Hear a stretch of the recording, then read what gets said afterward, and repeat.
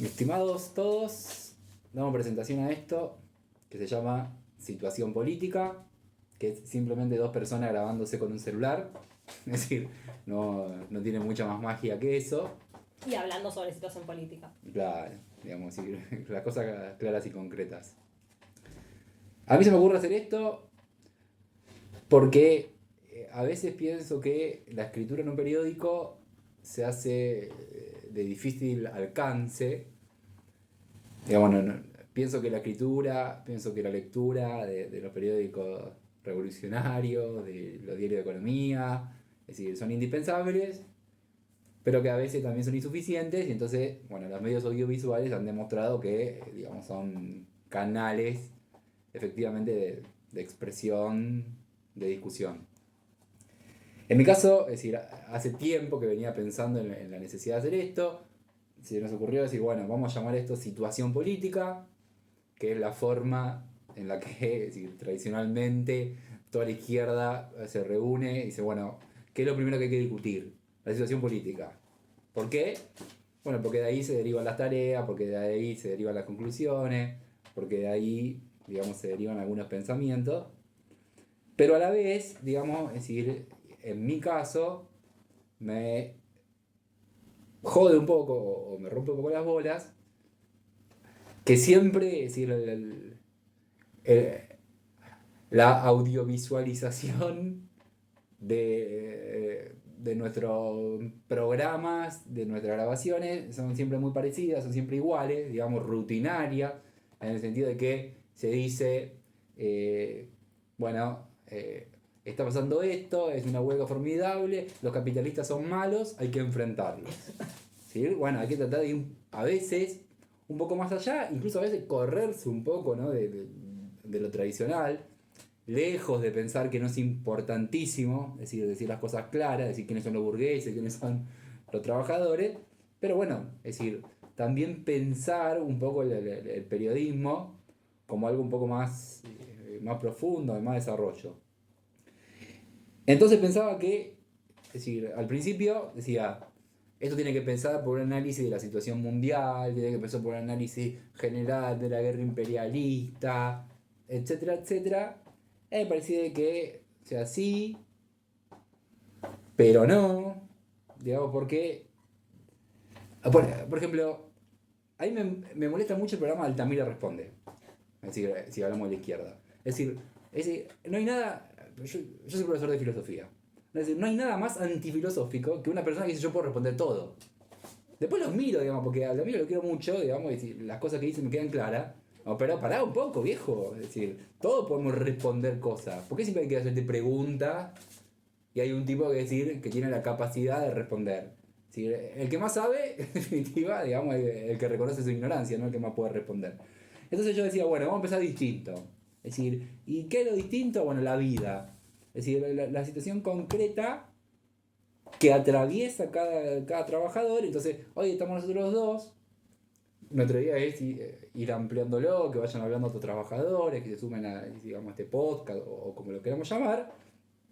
Y hoy, por ejemplo, vamos a empezar preguntando, vamos a aprovechar que Cata, digamos, es docente de la capital, en el marco de casi, bueno, se calcula que para el viernes pueden llegar a ser 15, 20 escuelas de la ciudad de Buenos Aires tomadas.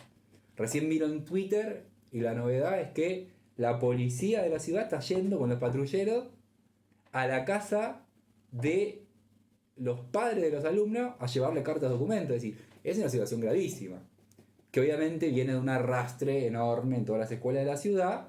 Bueno, acá está profesora de historia, es decir, ahora que con la lucha del SUDNA se empezó a hablar mucho de las condiciones laborales de la gente, es decir, a mí me consta, es decir, Cata es una compañera que trabaja muchas horas semanales, entonces puedo dar fe de que, es decir, tiene claro qué es lo que pasa día a día en las escuelas de la ciudad. Entonces vamos a preguntarte, digamos, que cuentes un poco cómo ve la cosa, cómo pensar la crisis y a partir de ahí usar ese disparador para discutir un poco más. Bueno, mira, vos acabas de decir algo que es que el gobierno es capaz de poner personal, patrulleros, etcétera, para ir a amedrentar padres de chicos que están tomando las escuelas, ¿no? Pero no fue capaz de poner un patrullero o una ambulancia para llevar a una nena al punto del desmayo a un hospital cuando lo pidió la escuela y terminó muriendo a los pocos días. Entonces, la plata está para lo que se quiere. Vos te estás refiriendo a la chica que murió por desnutrición. Exactamente. Bueno, contalo.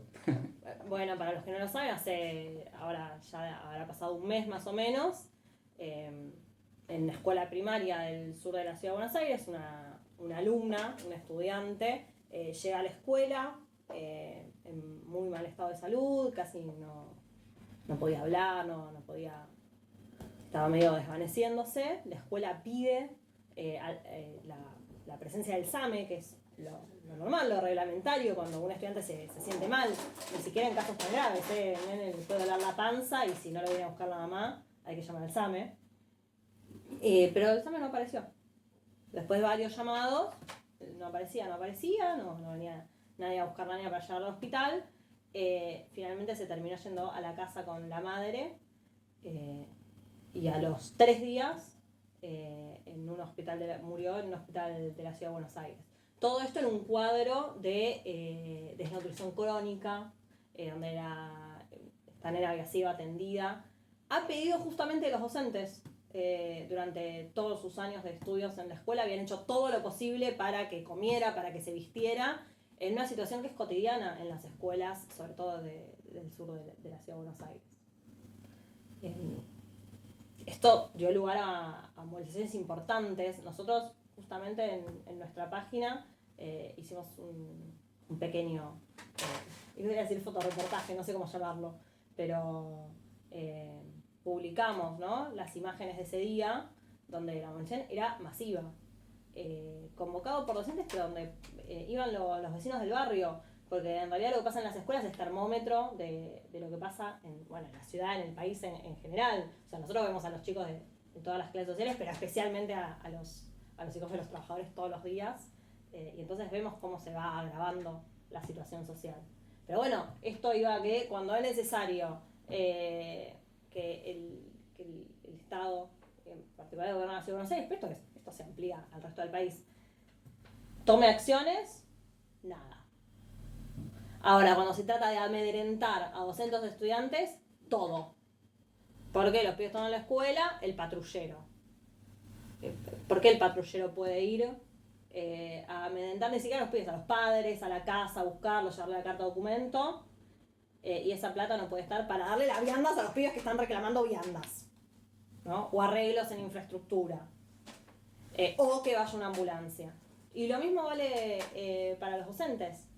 Porque nosotros venimos, así como esta semana hay tomas desde hace varios días en muchas escuelas, y cuando termine la semana probablemente ya se convierta en un movimiento masivo, venimos del paro más masivo en mucho tiempo en la ciudad, contra el intento de que los docentes trabajemos los sábados, ¿no? Y yo esto lo quiero poner en contexto, ¿no? Hace unos días salió una estadística de que había bajado la desocupación en el país. Vamos, aplausos. Pero había bajado porque hay más trabajo precario. El único trabajo que crece es el trabajo precario. Y en ese contexto es a los trabajadores que todavía tenemos convenio de trabajo nos quieren modificar nuestras condiciones de trabajo. Fíjense, lo mismo pasa para el SUTNA, el que pelea por defender sus condiciones de trabajo, el macarteo del Estado. Ya sea el gobierno de la ciudad para los docentes que los quieren hacer trabajar los sábados, el gobierno nacional para los laburantes del SUTNA que dicen, a mí no me importa que te estén dando un aumento que sea la mitad de la inflación, yo voy a bancar a las patronales habilitándoles que compren neumáticos afuera. Imagínense ustedes que ustedes tienen un trabajo de X días a la semana, lunes a viernes, y dicen, no, ahora tenés que trabajar los sábados. Y no, mira, yo firmé por lunes a viernes. Bueno, vos no querés que los pibes se eduquen. Es una locura. Entonces, hay una reacción en toda la línea contra los derechos laborales y en particular contra los docentes, porque justamente tenemos un convenio colectivo que hemos defendido a lo largo de las décadas, que consagra una cantidad de derechos. Y la otra gran movilización docente que hubo durante este año fue justamente cuando se modificó el estatuto del docente en la legislatura de la ciudad. ¿Qué se modificó? ¿Qué se modificó? Bueno, los docentes ganamos muy poquito, Entonces, el gobierno de la ciudad propone, vamos a decir entre comillas, que empecemos a ganar más dinero en función de capacitarnos. Acá todos diríamos, che, qué bien, ¿no? Me van a pagar por mi formación, esto va a ser en beneficio de todo, mío, de los pibes, que van a tener una mejor educación. No, no es así. Pero lo que están diciendo es que va a haber algunos cargos en las escuelas que se van a pagar 20 centavos más, porque el aumento salarial que se propone es mínimo para esos cargos, en función de regimentar en qué se forman los docentes, ¿no? Y de eliminar las funciones pedagógicas, las tareas pedagógicas de un montón de docentes que hoy cumplen las funciones que llaman administrativas en la escuela, por ejemplo, los secretarios, ¿no? Esto es algo que repercute mucho más, yo trabajo en la escuela secundaria, repercute muchísimo más en la escuela primaria con la creación de los maestros especialistas, creando una diferenciación dentro de docentes que en realidad van a cumplir las mismas funciones dentro del aula, y con el que se intenta reemplazar el cargo de maestro secretario. En realidad no reemplazarlo, al secretario lo quieran o secretaria la quieran reemplazar con personal administrativo al que se le paga mucho menos, ya existen en las escuelas, ¿no? Los contratan con monotributo, ganan la mitad y trabajan el doble en horario que una secretaria. Pero en las escuelas primarias el cargo de secretaria es el anterior a la vice y la directora. Ahora eso va a ser reemplazado por no reemplazado, pero también se va a poder acceder a través del cargo de maestra especialista o maestra de trayectorias. ¿Bien? Entonces van modificando, digamos, bueno, no solo las escalas salariales, que en realidad es lo que menos se mueve, sino el escalafón, ¿no? Las tareas que cumplimos. A estas personas a las que les van a pagar unos pocos pesos más, además al parecer la van a llenar de funciones, de todas esas cosas que faltan en la escuela. Por ejemplo, este tema de una de las funciones nuevas es el acompañamiento de los alumnos con problemas en sus trayectorias. Entonces va a haber un docente tal vez por escuela o incluso por distrito que tenga este cargo y estaría encargado de acompañar a todos los chicos que tienen problemas en sus trayectorias.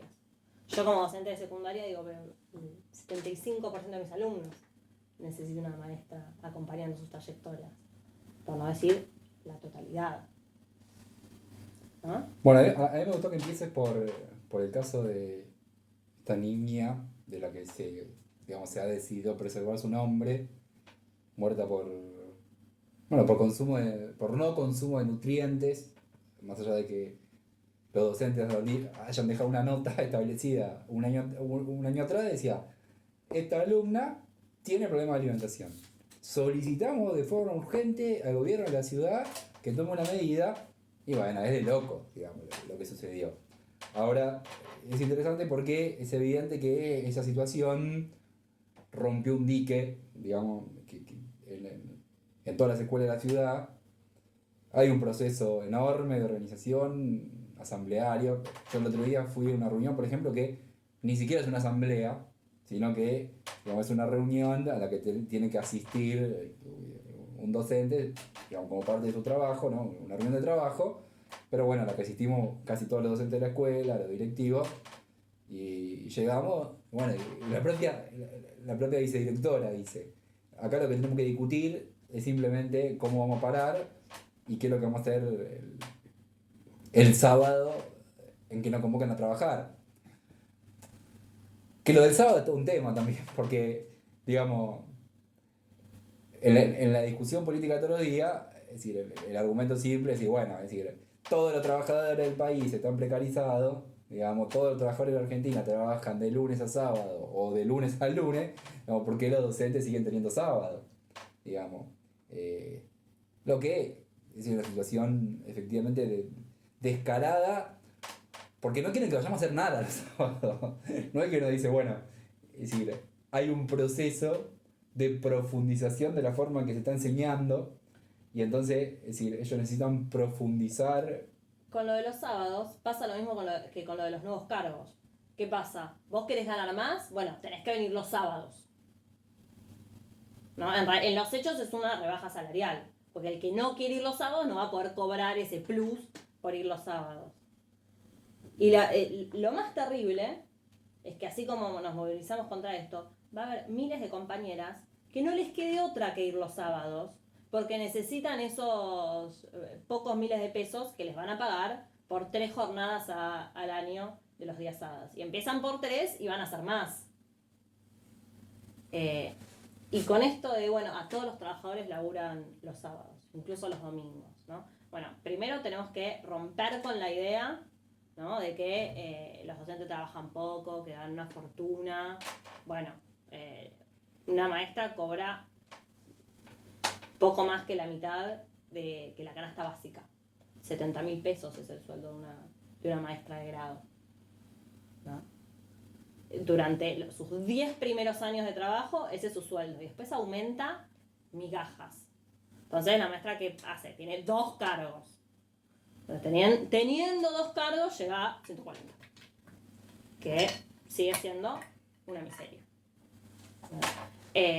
Y eso implica las 8 horas frente a los pibes, la preparación de las clases, la corrección de todo lo que hacen sus alumnos. O sea, muchísimo más que 8 horas de trabajo. Con lo cual, creo que los sábados y los domingos están más que no esté en el aula, no quiere decir que no esté trabajando. Bien. Segundo, ¿queremos que las escuelas abran los sábados porque es necesario recuperar cuando no los alumnos? Bueno, puede ser. Pero perfecto, está lleno de docentes desempleados. O sea, si vamos a hablar de condiciones de trabajo, en todo el país, por ejemplo, se usa personas que cobran planes sociales para atender distintas necesidades de las escuelas. En vez de contratar un portero, le exigen a una persona que cobra un plan social que haga el trabajo de portero, ¿no? Entonces, en realidad lo que se está justificando es que los trabajadores de la educación ganan mucho y tienen demasiados derechos, es que todos tengamos pocos derechos, por no decir ninguno. ¿No viste el militante no sé, de Milei, libertario, Marra, que dice, bueno, yo voy a trabajar al neumático, que me paguen con monotributo? Como el negreo laboral, pero legalizado. Te pagamos con monotributo, ¿no? Gente que no tiene derecho a las vacaciones, que tiene derecho a una jubilación mínima, recontra mínima, con el monotributo, que hay un montón de otras prestaciones que no tiene, ¿sí? No son trabajadores en blanco, son trabajadores en negro legalizados por el Estado, comenzando por todos los trabajadores contratados que hay en el Estado, incluso también en las escuelas. Yo te di recién el ejemplo de las secretarias que del personal administrativo. Se nos va a hacer eterno. Dale. Pregúntame por el Sunda. Bueno, dale, te pregunto y contame del Sunda, a ver. Vale, no dijimos cuando empezamos, hoy Massa, lo dijimos ya, ¿no? Hoy Massa habilitó que se compren cubiertas en el exterior. Nada de que abren las fábricas. Dijo que va a habilitar. Bueno, que si mañana no llega a un acuerdo, él habilita.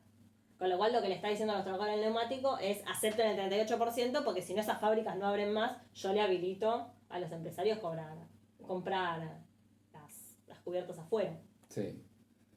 Bueno, ahí hay varias cosas que son importantes, digamos, porque lo primero que se me ocurre a mí es que hay que hablar un poco de Massa, pero como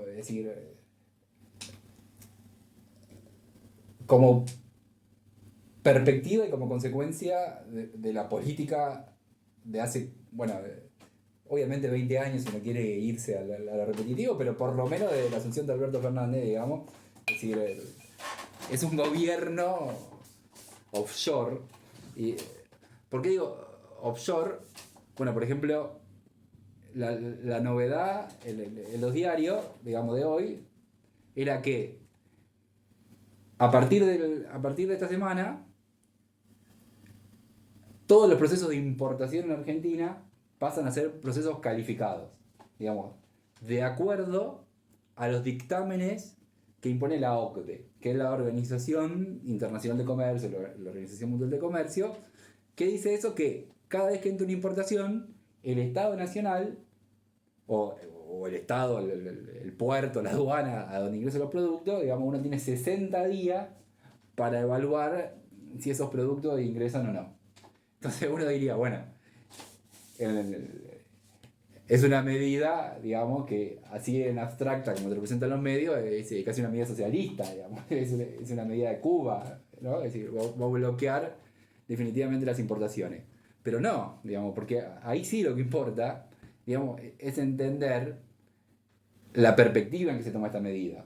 Por ejemplo, el Cronista Financiero, digamos, un diario económico, digamos, que tiene relaciones carnales explícitas con el Financial Times, digamos, es un diario de la Bolsa de Buenos Aires, como conectado a la Bolsa de Nueva York, ubicó la nota de la OCDE, digamos, y de las restricciones que se le van a poner al comercio en las secciones dedicadas a China. Lo que resulta muy interesante porque, es decir, un gobierno de un ministro de Economía que toda la semana uno de repente prende la televisión y se lo encuentra que está pasándose por los pasillos de Washington, por los pasillos de Miami, ve a los sindicalistas de gobierno reuniéndose con el embajador de Estados Unidos, digamos, una medida de freno a la importación selectiva es una medida casi bélica, digamos, es una medida de un sector del imperialismo en competencia contra las importaciones de China, en competencia contra las importaciones de Putin, digamos, porque efectivamente, digamos, es la guerra mundial, es el enfrentamiento, vamos a decir, la invasión de la OTAN hacia Oriente y la respuesta consecuente o inconsecuente, sería la palabra, de Putin, digamos, invadiendo Ucrania, lo que mueve hoy por hoy, digamos, todo el tablero mundial. Y la medida de masa de hoy es parte, digamos, de esta reestructuración. El problema de la importación de cubierta no es novedad, porque ya cuando habían empezado los primeros conflictos, digamos, incluso en el mismo momento que gana la lista negra, el sindicato del neumático, en la que hay que recordar que, es decir, fue un frente armado por un sector radicalizado del kirchnerismo, digamos, un kirchnerismo izquierdista, porque esto fue en el 2016, es decir, había un sector que había girado al antimacrismo, por decirlo de alguna manera, en coalición con el Partido Obrero, sin el apoyo del resto de la izquierda, y que en la lista del frente tuvo, bueno, a la burocracia sindical de la CTA, en este caso Pedro Guasiesco, que son los mismos que ahora se están reuniendo con el embajador, y que tuvo el debut, y esto no me lo voy a olvidar nunca porque es decir, lo viví muy personalmente, de Patria Grande, es decir, Grabois y Tai Hackman, en una lista sindical, participando junto con Pedro Guasiesco para ganarle la lista a Alejandro Crespo. Nosotros decíamos en ese momento, el anuncio de que Tai Hackman apoya esta lista demuestra que va a ganar la lista negra, digamos, porque había una tendencia al derrumbe, digamos, y nosotros decíamos a la mufa de estas organizaciones. Pero bueno, es decir, ese punto ya establece cuáles fueron los bandos políticos. Uniendo estos cabos, digamos, otro artículo, por ejemplo, reza que, vamos a decirlo directo, es decir, al día de hoy, por ejemplo, nos encontramos en lo que se llama el máximo pico de relación entre base monetaria y pasivos remunerados. ¿Qué significa esto? Digamos que la relación de bonos que están emitidos a pagarse en interés es la más alta en la historia de la Argentina. En julio de 2018, digamos, la relación en plena crisis del macrismo era del 140%. Hoy, la relación entre los fondos que tiene el Banco Central y lo que tiene que pagar en intereses a los bancos y a los tenedores de bonos es del 200%. Es decir, que estamos en un gobierno que en 3 años profundizó la política del macrismo. ¿Cómo llegamos a esta política? Y bueno, es decir, a mí me gusta mucho el análisis de los bonos, digamos, porque es decir, son números que van dibujando los movimientos políticos. Entonces, acá me anoté unas cosas, digamos, para ver cómo fue evolucionando esto en los últimos 3 meses. Obviamente, es decir, no voy a leer todo porque sería eterno, pero por ejemplo, el 11 de agosto, el Banco Central, el 11 de julio, el Banco Central de Dice agosto ahí. Sí, pero está mal. Ok. El Banco Central, a pedido de Martín Guzmán y de Petze en ese momento.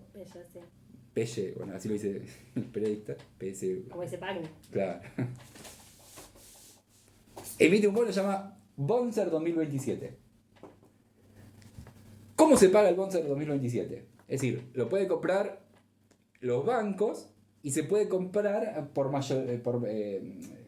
como compra mayorista. Es decir, que yo no puedo ir a comprarme un bonito, un Bonser 27, si no compro una determinada cantidad. Ese bono se ajusta por inflación, de acuerdo al número objetivo que establezca el índice de la inflación, más siempre una cláusula de un 12% de plus. ¿Qué significa esto? Es decir, que si uno cuenta los 12% que se van actualizando... 12 anual, ajá. Que es lo que se va actualizando de forma permanente el bono, pero hay que decir que es mentira que la inflación anual es del 90, sino que mínimo estamos en 120, solamente teniendo en cuenta este bono. Es decir, que esto es peor que la mentira del INDEC de Moreno en su momento, solamente que de eso no se discute más. Es decir, que los niveles de inflación son mucho más altos de lo que se están discutiendo en los medios de comunicación. Te tiro un dato. En la mentira sobre la inflación a futuro participa también la oposición, porque se está discutiendo el presupuesto en el Congreso y ya los diputados macristas salieron a decir que este presupuesto lo votarían porque no tiene demasiado chamullo, entre otras cosas, no chamullan el número de la inflación. Cuando, mentira, el número de la inflación está recontra chamullado. O sea, es una inflación que claramente está muy por debajo de lo que... Bueno, esperemos que no, pero parece que va a ser la inflación del año que viene. O sea, si tenemos para este año casi un 100%, y habría que partir de esa base y no es el caso. Eso implica que está, por supuesto, están devaluados todos los presupuestos de absolutamente todos los ministerios. Salud, educación. El 13 de julio, yo sigo los bonos. Dale. Se emite un bono que se llama el bote 27. ¿Es un bote salvavidas? Bueno, habría que ver por qué se llama así. Es un bono que acompaña a los denominados LEDs. ¿Qué son los LEDs? Son bonos que se emiten solamente para 3 fondos de inversión. Es decir, que hay 3 organismos financieros, que no son organismos estatales, sino que son organismos privados, que juntan plata, si son cajas de ahorro privada, básicamente, que tienen legislación en el Congreso de la Nación bajo su propio nombre. Por ejemplo, PIMCO y Templeton. Bonos a la carta. ¿Cómo funcionan estos bonos? Digamos, están también atados a la inflación, pero además se le suma un put. Quiere decir esto. ¿Qué es un put? Que si la elevación de la inflación, o en este caso esto es un put, la elevación de la inflación no llega a los niveles que se esperan de los máximos bonos, entonces el Banco Central tiene que volver a poner la plata que lo puso. Es decir que les paga un plus. Es un reaseguro de decir, bueno, yo soy Templeton, soy PIMCO. Pero es una apuesta a la inflación. No, claro, es decir, eso es lo que... Una apuesta a que la inflación va a ser ese porcentaje, exactamente. no menor. Bueno, lo bueno es que Cata se dio cuenta rápido, digamos, porque es decir, todo esto tiende a demostrar que los que están extorsionando, en definitiva, a un sindicato al que le ofrecen el 38%, es un gobierno que manipula todo el sistema comercial, digamos, que manipula el dólar, que manipula el peso, y que efectivamente manipula la inflación, porque, a ver, así dicho, capaz que puede ser difícil, pero no lo es, digamos, porque lo único que tiene que entender el trabajador en esto, o sea, no, mentira, tiene que entender todo, porque tiene todo hay que profundizar. Pero es más simple, digamos, es un gobierno que dice, yo le voy a dar un reaseguro a los fondos internacionales de Nueva York para que ellos ganen plata como sea. Entonces, claro, el que tiene que juntar esa plata, digamos, de alguna manera es el Estado Nacional. Me gustaría ese reaseguro para mi salario. Sí, bueno, claro. Bueno, y así los ejemplos, digamos, son infinitos. Y otro punto, digamos, es que otro movimiento por el estilo, digamos, siempre están todos marcados en la misma orientación. Por ejemplo, se discutió mucho el problema del dólar soja. Que en realidad, digamos, decir, por ejemplo, hoy la editorial de muchos diarios va a decir, casi marxista, porque decía, se ha levantándose contra el dólar soja, diciendo, no puede ser que no se respete a la industria que es la única que produce valor. Tiene razón, digamos, es decir, el único lugar donde se produce valor es en la industria porque es el lugar donde el trabajador manufactura, donde la fuerza física del trabajador ocupa un lugar. Lo que no quiere decir que la extracción de soja también tenga algún tipo de valor, pero bueno, será una discusión. Claro, una discusión distinta. Pero claro, es decir, ¿qué pasó con ese dólar soja? Digamos, porque uno no se puede quedar en viceverso. Porque claro, los sojeros van, compran, digamos, el dólar. Venden sus dólares. Venden su dólar a 200 pesos. ¿Y qué hacen con el compran de vuelta dólares a 140 para comprar insumos, claro. Claro, y el resto que no le da por el cupo, es decir o lo que les quede, lo compran como contado con liquidación. Es decir, que ni siquiera hay que hablar de un dólar que se le dio a 200 pesos, sino que existe un dólar que ya está oficializado y que tienen todos los capitalistas del país. Es decir, si uno se pone a investigar, es decir, no hay sector empresario. Quizá yo digo esto y salta un lechero mañana y me dice, no sé, me dice, nosotros no tenemos. Bueno, incluso los lecheros, no tengo el dato, pero es posible que sí. Digamos, pero todos los sectores tienen un dólar particular. Por ejemplo, hoy veía que existe un dólar que se llama el dólar alimenticio. Digamos, ese dólar alimenticio lo reciben de vuelta. De la misma forma que Templeton y Pinco son nombres propios de empresas estadounidenses facturada por el gobierno de Cristina Kirchner y Alberto Fernández, este dólar alimenticio lo reciben Arcor, Coca-Cola, P&G y Unilever. Es evidente, digamos que cualquier movimiento autónomo, digamos, que quiera tener el gobierno en esta situación, digamos, no puede existir, pero no es que quien quiera incluso tener algún movimiento autónomo, sino que es un gobierno completamente supeditado, digamos, a una política de financiamiento a los bancos mediante bonos propios, que son las LELIQs, pero sobre todo a los fondos de inversión. Entonces, ¿cuál era el debate hoy en el Cronista? Digamos, bueno, el gobierno decide paralizar la producción. Uno diría, bueno, es decir, se van a levantar todos los productores, es decir, viejo, poneme a funcionar la fábrica.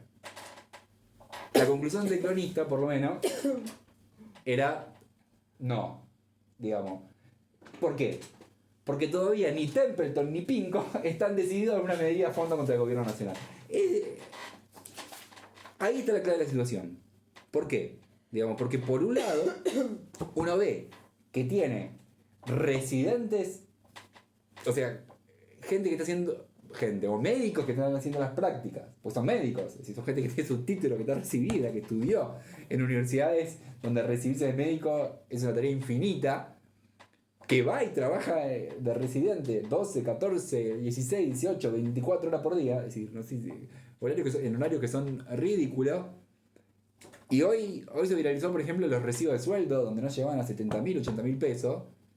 Y del otro lado estamos hablando de números que son infernales y son todos números a financiar ahora y a futuro, fondos de inversión y bancos, en una inflación, digamos, gestada por ellos mismos. Entonces, ahí es donde nosotros tenemos que apuntar para discutir. Y en relación a la lucha del SUDNA, digamos, como lucha política, bueno, no quería hablar de izquierda, digamos, porque no corresponde, pero es decir, lo tomo como punto de partida. Es decir, por ejemplo, la campaña de prensa obrera, ellos piensan que pueden atar la campaña electoral, obviamente, y la situación política general a una lucha que ellos piensan que dirigen. Entonces ayer la consigna que difundía mucho era decir, por la victoria del SUDNA, abajo los políticos capitalistas. Digamos, lo que incluso, si uno lo ve, es una consigna que ellos le agitaban provocativamente. Porque claro, es decir, habiendo que existen tendencias dentro del Partido Obrero, es decir, que son los que editan este periódico que se llama Prensa Obrera, obviamente siempre fueron los opositores, digamos, a la dirección, los que tuvieron las consignas de, bueno, fuera los gobernantes, fuera Macri en su momento, fuera. Ahora, ¿por qué abajo los políticos capitalistas, digamos, y no abajo los gobiernos? Claro, sí, primero que nada decir un nombre concreto. Además, ¿por qué solamente los políticos? Digamos, si el capitalismo es un sistema de conjunto. Bueno, pero esto no importa ahora. Importa, digamos, que Es decir, bajo la dirección de esta izquierda, los trabajadores tienen que saber que están siendo manipulados para un grupo que solamente está pensando en la campaña electoral. Por eso es importante, digamos. Es decir, nosotros lo decimos porque no tenemos responsabilidad. Yo lo puedo decir porque no tengo ninguna responsabilidad al interior de la fábrica de neumáticos, digamos. Obviamente, si yo estoy ahí adentro, no me voy a poner a discutir, digamos, con el PTS, por ejemplo, digamos. Pero nosotros que tenemos que discutir la política a fondo, hay que tenerlo claro porque, es decir, la intervención de estos grupos, que siempre fueron opositores, vamos a decir, a la lista negra, simplemente va en esa orientación. Cuando en realidad, es decir, no se trata de ninguna manera de utilizar esto para encarar la campaña electoral.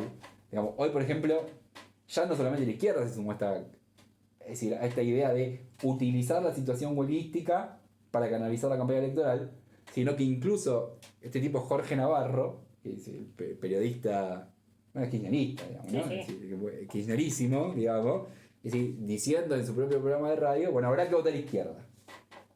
Bueno, vemos. Es decir, está bien, digamos, es decir, lo tomamos, digamos, no pasa nada. ¿Ok, votar a la izquierda?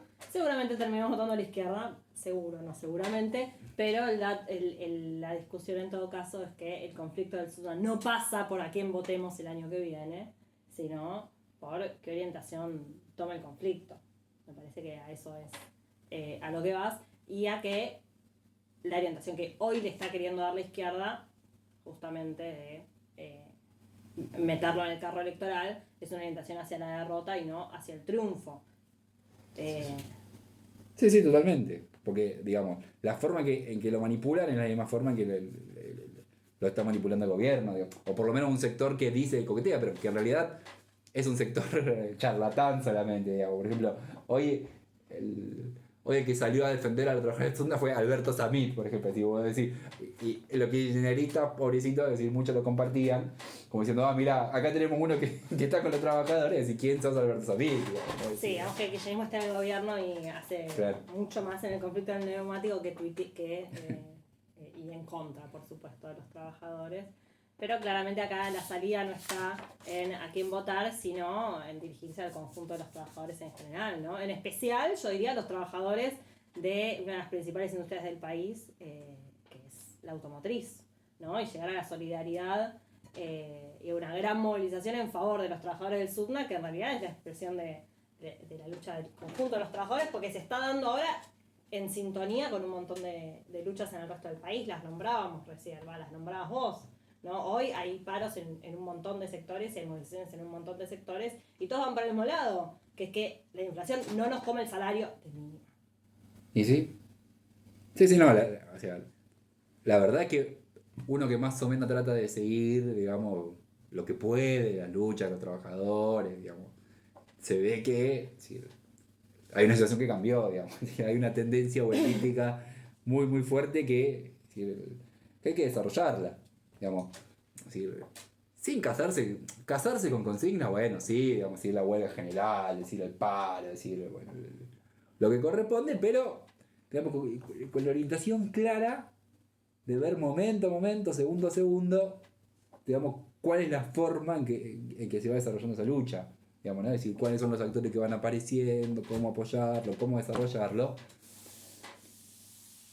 Y la izquierda, digamos, si quiere hacer una buena elección, tiene que saber que el Sunda tiene que ganar, digamos. Es decir, eso es una ley histórica de las plataformas electorales. Es decir, vos sacás una buena elección si venís de un proceso de lucha y triunfaste. No si venís de un proceso de lucha y te pinchaste, digamos. Entonces, lo que tiene que hacer Gabriel Solano, Neto Pitrola y toda esa gente es correrse el conflicto del Sunda, hagan videos así como estamos haciendo nosotros, digamos, decir, está bien, hablen, pero no confundan las cosas, digamos, porque los manipulan en los medios de comunicación, como siempre, lo que terminan pagando somos los trabajadores. Una última cosa, antes de cerrar, no quiero dejar, es decir, siendo que es nuestra primera situación política, de referirme un poco a la situación internacional en algunas cositas en concreto, digamos, porque, claro, nosotros recién hablábamos de los bonos, digamos, que crecen y crecen por inflación. Si son bonos que se van. Ahora, pasa lo siguiente, digamos, por más que el bono crezca, en el momento no lo puede pagar. Digamos, al contrario. Es decir, lo que está pasando es que la deuda empezó a caer porque, claro, decir, está tan atada a la inflación. Hoy, por ejemplo, varios analistas económicos decían, hay que irse de los bonos por inflación. Y claro, porque el nivel de inflación es tan grande que en un momento hace inviable, digamos, el pago de ese bono. Esta historia ya la hemos visto. Claro. ¿Cuándo decís? Bueno, en muchas ocasiones, por ejemplo en la crisis de deuda del año 79. Ok. Bueno, en otro momento lo desarrollamos. Ahora, digamos, otro país que atravesó la misma situación y que según los analistas, digamos, lo que viene haciendo hace 3 meses es decir, vender toda su deuda a precio de remate, es decir, por ejemplo, comprarte bono de deuda de Italia salía más barato que comprarte bono de deuda que Argentina hace 3 meses. Digamos, es decir, la misma situación que atraviesa Argentina en el medio de uno de los países más importantes de Europa, es decir, fue un gobierno que tomó la rienda para devastar, es decir, toda la finanza del país y, bueno, y venderlas hacia un ordenamiento capitalista, digamos, es decir, hacia un nuevo reordenamiento capitalista. Obviamente, digamos, esa política recesiva o de entrega de todos los recursos monetarios, naturales, financieros de un país, digamos, es la base que gestó el ascenso de esta lista fascista, digamos. Bueno, hay que ver hasta qué punto lo... No, ojo, en realidad ganó la abstención. En Italia, con el 35%, la derecha sacó apenas, creo que el 23%, seguido por la centroizquierda con el 19%. En realidad, esta es una elección al estilo Ilia, donde el que ganó con 3 naranjas. Bueno, no pusiste ese centro de mesa, por ejemplo. Bueno, claro. Es decir, el punto ahí es ver que uno es fascista cuando puede, digamos, no cuando quiere. Digamos. Si fuese por la burguesía, en todos los casos, digamos, en todos los gobiernos del mundo, en todos los países, desarrollaría una política fascista. Bueno, hay que ver qué pasa en Italia, pero, digamos, ahí aparece la escena. El otro caso es Chile, digamos, ¿no? Es decir, pasó el plebiscito, obviamente ahí todo un sector analizó que eso era una victoria de la derecha y del militarismo. No parecería ser, digamos, por más que ellos tuvieron un suspiro de ascenso, en el sentido de que, es decir, se compatibilizó eventualmente una votación entre los intereses populares de un gobierno de tipo Alberto Fernandista, por decirlo de alguna manera, de tipo masista, si uno quiere ir más a fondo todavía, o peor todavía. De tipo de la ruista, diría yo. No, pero ¿vos te refieres a Boric? Sí, claro. Bueno, me gusta la relación Boric de la Rúa, porque incluso, sí, digamos... Por el rápido declive, o sea, una victoria muy mayoritaria. Bueno, Boric... Y rápidamente las masas desconfiando del gobierno de Boric. Bueno, Boric, o Boric, es, digamos, no el único, ¿no? Sino del bloque progresista, digamos, si es que tal cosa existe, el único que no se posicionó pidiendo justicia, digamos, o investigación por el intento de asesinato de Cristina Kirchner. Y este es un dato interesantísimo. Es decir, a mí me gusta mucho leer El Cronista. Lo cito, lo voy a tener que pagar un poquito, pero es el mejor diario de la burguesía argentina. Nos escucharon que nos paguen por la propaganda. Sí. Si sos burgués, compra El Cronista. Y si no, lee 1917, que es mejor. Digamos, es decir, hace unos días estuvo, es una forma de decir, porque en realidad fue invitado a una teleconferencia. ¿Quién? A ver, ¿qué dirigente internacional estuvo en Chile? Hablando frente a un auditorio de universitarios, académicos, presidencialistas, etc. No tengo la menor idea. Bueno, Zelensky. ¿No? El primer ministro es, o presidente. El primer ministro ucraniano. Bien, el primer ministro de Ucrania, de quien obviamente conocemos su posicionamiento político, digamos decir, ¿no? Bueno, es decir, el propio Boric, es decir, es verdad que fue repudiado, digamos, en la última muestra militar, es decir, en un evento que salió por todos lados porque los militares lo chiflaron, etc. Pero él se quedó de brazos cruzados, digamos, y terminó saludando. Y no hay que olvidar que, es decir, el sector que en el medio de la crisis revolucionaria de Chile, en el 2019, dijo que la Asamblea Constituyente no servía para nada y que la única forma de salir de esta situación era con la salida de los militares a la calle. Primero para frenar la rebelión. Ahora, en febrero ya lo decían explícitamente, porque decían hay que sacar a los militares a la calle para mantener la cuarentena. Ahora, obviamente no lo decían para que los militares salgan a repartir. Si uno conoce a la fuerza. No estaban repartiendo alcohol en gel ni barbijos. Claro, si uno conoce a la fuerza militar chilena, uno sabe que no salía a ejercer ningún cuidado, sino simplemente a ejercer un estado de sitio a paralizar la movilización. Ese documento está firmado por el Partido Comunista de Chile, por el Frente Amplio de Boric. Es decir que la victoria de Lula el domingo, sí que es así, todo parece que es porque sí, nosotros solamente nos guiamos por lo que dicen los diarios, digamos, y los diarios dicen eso, veremos. No significa nada, digamos, ¿no? En el sentido de que, es decir, se trata de gobiernos que se apoyan en una tendencia que existe a la deliberación y a la rebelión popular, pero que son gobiernos de Wall Street y que están empezando a caer.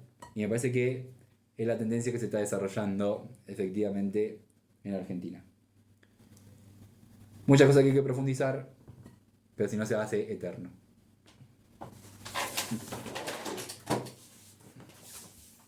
De hecho, se hizo eterno.